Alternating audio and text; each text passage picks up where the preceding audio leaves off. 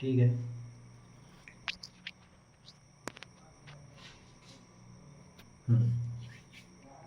मैं एक मस्त चीज़ एक्सप्लेन करता हूँ जर्नलिंग के बारे में। जर्नलिंग क्या होती है, किस तरह से वर्क करती है और तुमको क्या बेनिफिट मिलेंगे, मतलब तुमको नहीं, मुझे क्या बेनिफिट मिले बेसिकली।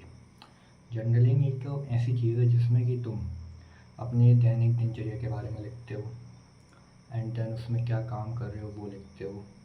तुम किस तरह के इमोशंस को फील करते हो ये लिखते हो। और ये पूरा जो तुम लिख रहे हो ना, इससे तुम्हारी लाइफ में क्या क्या इम्पैक्ट पड़ेगा, जो पॉजिटिव इम्पैक्ट पड़ेगा, तुम्हारी सेल्फ अवेयरनेस बढ़ेगी। तो अपनी सेल्फ अवेयरनेस को बढ़ाने के लिए ये सारी चीज़ों को लिखा जाता है। लिखने के बाद उसमें से देखा जाता है रिज़ल्ट कि किस चीज़ में तुम अच्छे हो, क्या तुम्हारी बुराइयाँ, क्या तुम्हारी अच्छाई है। ये सारी चीज़ों को लिखकर उसकी बारे में तह तक जाया जाता है कि किस तरह से तुम अपने आप को इम्प्रूव कर सकते हो। तो बेसिकली एक ऐसा टूल है, एक ऐसी हैबिट है जिसमें तुम अपने बारे में जानते हो, अपने बारे में डेली के बारे में लिखते हो एंड अपनी सेल्फ अवेयरनेस को बढ़ाते हो। ये जर्नलिंग कहलाती है। ठीक है। जर्नलिंग किस तरह से अब वर्क करती है।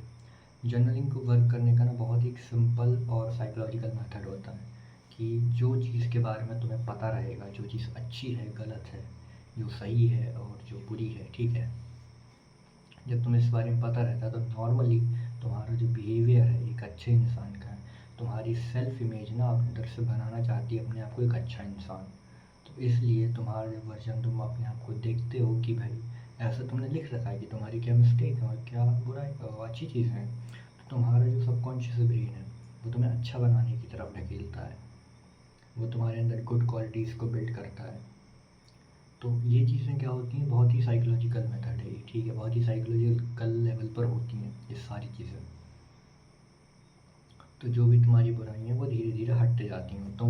तुम्हें जर्नलिंग के कारण अपनी बुराइयों के बारे में अच्छे से पता होने लगता है। तुम्हारी जो बैड हैबिट्स हैं उनके बारे में अच्छे से जानकारी होगी एंड देन तुम्हें उसमें किस तरह से उसे सॉल्व करने के लिए उस प्रॉब्लम को तुम्हारे आइडियाज़ जो हैं तुम्हारा ब्रेन खुद बताता है। जब तुम लिखते हो तो तुम्हें आदत हो जाती है लिखने की, तब तुम्हारे अंदर से ना खुद आते हैं कि यार इस चीज़ का, इस प्रॉब्लम का सॉल्यूशन ये होगा।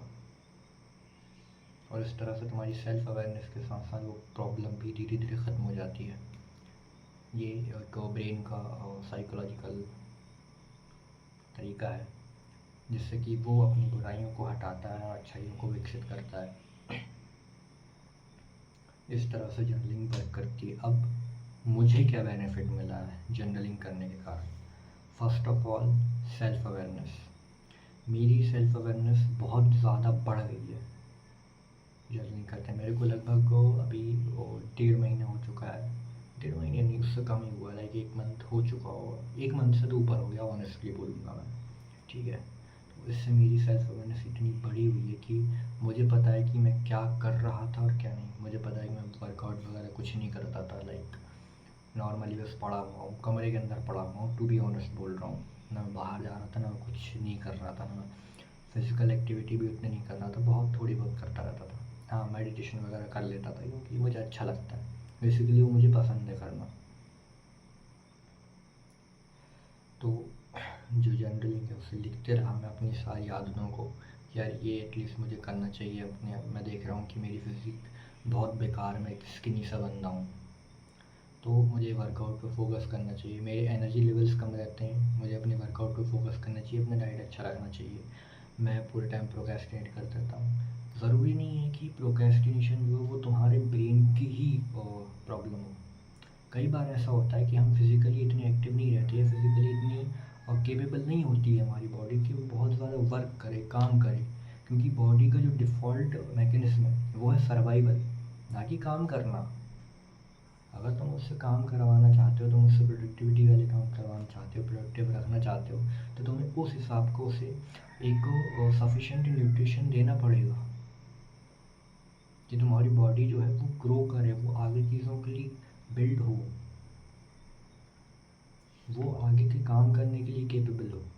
बॉडी का डिफ़ॉल्ट मोड ये नहीं है कि उसे काम करना है, उसका डिफ़ॉल्ट मोड ये है कि उसे सर्वाइव करना है, उसे ज़िंदा रहना है। तो ये चीज़ ना बहुत ज़्यादा हेल्प करती है। जब मुझे ये पता चल गया कि हाँ, मेरा जो था क्या बोलते हैं अपना प्रोक्रेस्टिनेट कर रहा हूँ मैं, ये मेरी मिस्टेक थी। फिर मैंने इसे फिगर आउट किया कैसे मैं सॉल्व करूँगा।